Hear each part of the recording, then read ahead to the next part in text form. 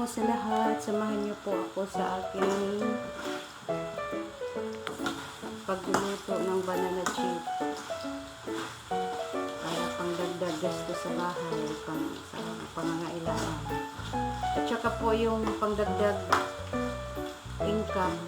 Kasi mahirap na ngayong panahon. Kailangan talagang mag-discard po tayo.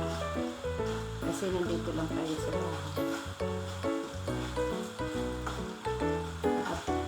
Ito po yung isa na makatulong tayo sa ating asawa na naghanap buhay para may extra income tayo kahit nandito lang tayo sa bahay.